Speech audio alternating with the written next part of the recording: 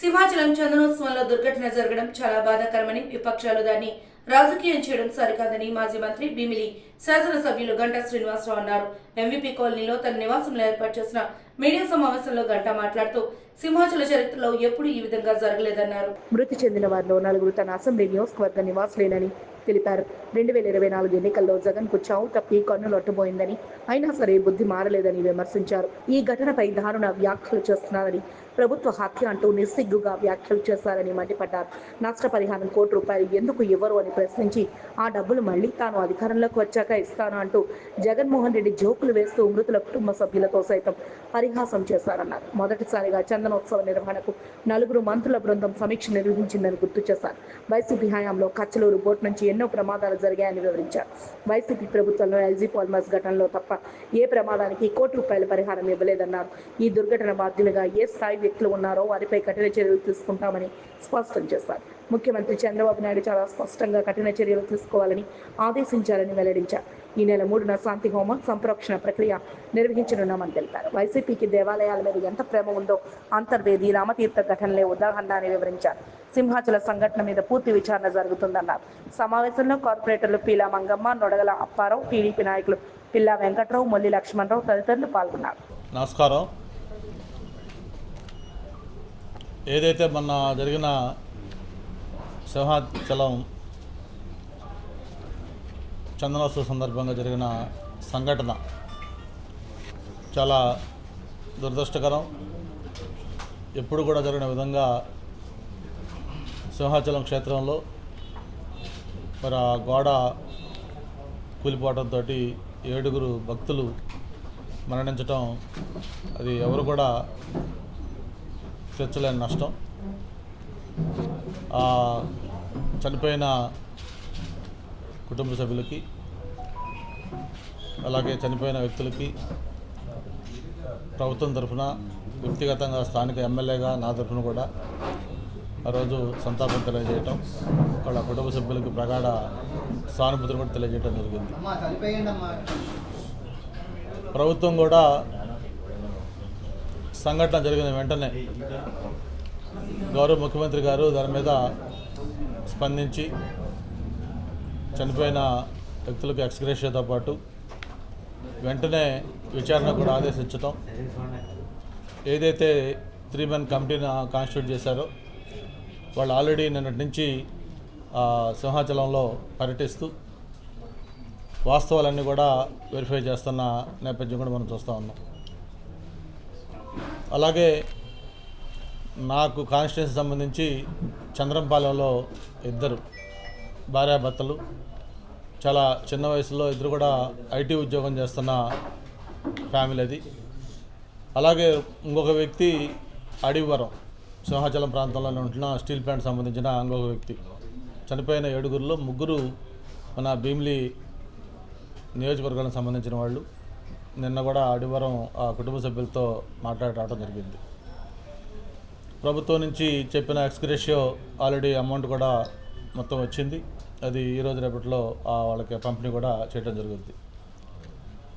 ఆ రోజు చెప్పినట్టుగా కుటుంబంలో ఒకరికి ఉద్యోగం, దాంతోపాటు 20 లక్షలు ఎక్స్గ్రేషియో ఇవన్నీ కూడా ఇస్తామని చెప్పిన ప్రకారం అన్నీ కూడా చేస్తామని చెప్పిన కూడా తెలియజేసుకుంటూ, అన్ఫార్చునేట్ థింగ్ ఏంటంటే ఈ సంఘటన జరగడం నిజంగానే చాలా దురదృష్టకరం. దాన్ని ప్రభుత్వం చెప్పింది, ఆ విషయాన్ని స్థానికంగా ఉన్న నాయకులతో చెప్పాం, అంతా చేయడం జరిగింది. అయితే దీన్ని కూడా రాజకీయం చేసే విధంగా మన ప్రతిపక్ష నాయకుడు జగన్మోహన్ రెడ్డి గారు వచ్చి మరి యాజ్ యూజువల్ ఆయన ఎప్పుడు కూడా ఇటువంటి ఇన్సిడెంట్ కోసం ఎదురు చూస్తూ ఉంటాడు. మామూలుగా ఎప్పుడు ఇటువంటి ఇన్సిడెంట్ అవుద్దా వెంటనే దాన్ని రాజకీయం చేద్దామని చెప్పని ఆయన ఎప్పుడు ప్రయత్నం చేసినట్టుగా ఈసారి కూడా వెంటనే హుటాహుటిన వచ్చాడు. వచ్చి ఒక బాధ్యత గల ప్రతిపక్ష పార్టీగా లేదా ఒక నాయకుడిగా సానుభూతి తెలియజేయచ్చు, లేదా ఇంకేదైనా కన్స్ట్రక్టివ్ సజెషన్స్ ఇవ్వచ్చు. కానీ ఇవ్వకుండా ఉన్న 10 నిమిషాలు కూడా ఆయన రాజకీయమే మాట్లాడుకోవడం జరిగింది. ఇది ప్రభుత్వం చేసిన హత్య, ఇది ఖచ్చితంగా ముమ్మాటికి ప్రభుత్వ హత్య అని నొక్కి ఆయన చెప్పడం జరిగింది. అంతేకాదు నేను అధికారంలో ఉండగా ఒక సంఘటన ఇక్కడ జరిగితే ఆ రోజు వెంటనే ₹1,00,00,000 ఇచ్చాను, ఎందుకు వీళ్ళకి ₹1,00,00,000 ఇవ్వలేదు అని చెప్పడమే కాకుండా ఇంకొక కొసబెరుపు మాట ఇంకోటి కూడా అన్నారు.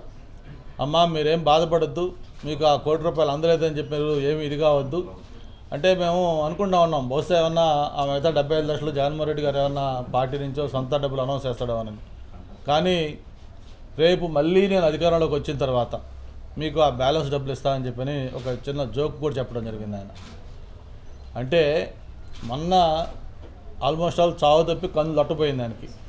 11 సీట్లతోటి ఒక చరిత్రలో కని విని ఎరిగిన ఘోర పరాజయంతో ఆయన ఎలక్షన్లో ఓడిపోయిన తర్వాత మళ్ళీ నేను అధికారంలోకి వచ్చి నేను మీకు బ్యాలెన్స్ డబ్బులు ఇస్తానని చెప్తే అది ఏదో దింపుడికి వెళ్ళాం ఆశ అంటారు. ఏదన్నా చనిపోయి మామూలుగా తీసుకెళ్ళేటప్పుడు మళ్ళీ కొంత దూరం పోయినాక ఆ శవాన్ని దించి ఏదో ఆయన పేరు చెప్పి లేగు అంటే ఎట్లా ఎంత లేగరో అలాగే ఈరోజు వైఎస్ఆర్ పార్టీ మళ్ళీ అటువంటి పరిస్థితిలో ఉన్న పార్టీ.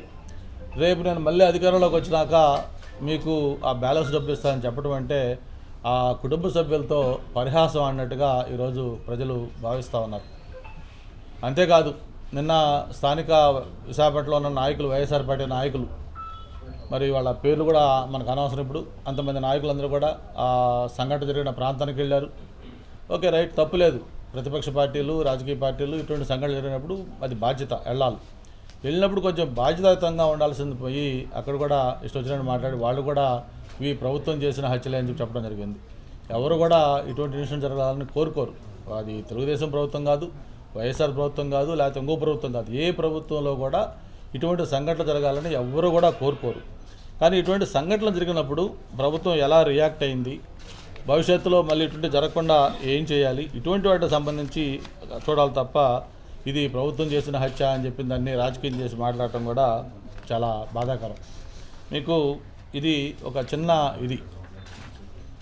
జగన్మోహన్ రెడ్డి గారు 2019-24 5 సంవత్సరాల పరిపాలనా కాలంలో ఇవి కొన్ని కొన్ని ఉదాహరణలు మాత్రమే. ఇవన్నీ కూడా ఆయన హయాంలో జరిగిన ప్రమాదాలు.